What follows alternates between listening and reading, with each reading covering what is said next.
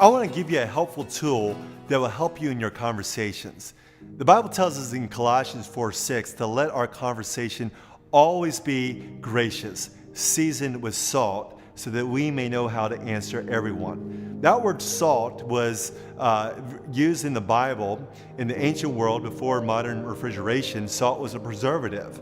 Now think about that word salt. My friend Rice Brooks, who's an evangelist, used this word SALT to give an acronym about evangelism. The S stands for this: start a conversation. A, ask a question. L, listen. T, tell the story. S is we can just start a conversation. We can start a conversation by just saying, "Hi, how are you?" We can ask what questions, kind of like the reverse testimony. Well, where are you from? People often hear my accent and they ask, "Where are you from?" I can tell them that I grew up in Stanton, Virginia, but now live in Texas. You can get to know someone and you can say hi and ask them questions about them. And then you can shift the conversation to something spiritual. You might ask something as simple as, "Do you have a faith?" But take initiative. Start a conversation.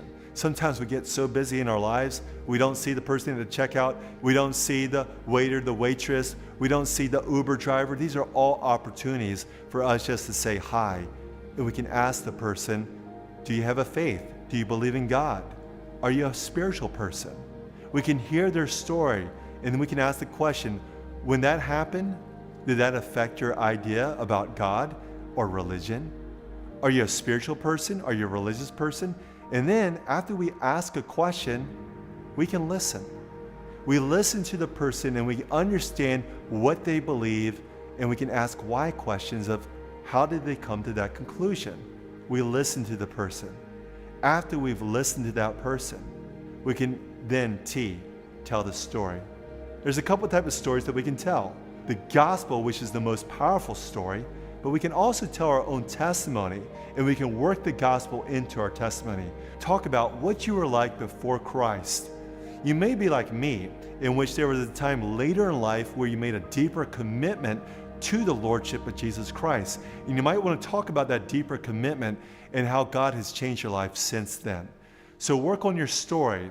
You might want to practice it in a way in which you can tell it in about 4 minutes. But you might also want to be able to tell it in just a few seconds. So this is something that you can practice.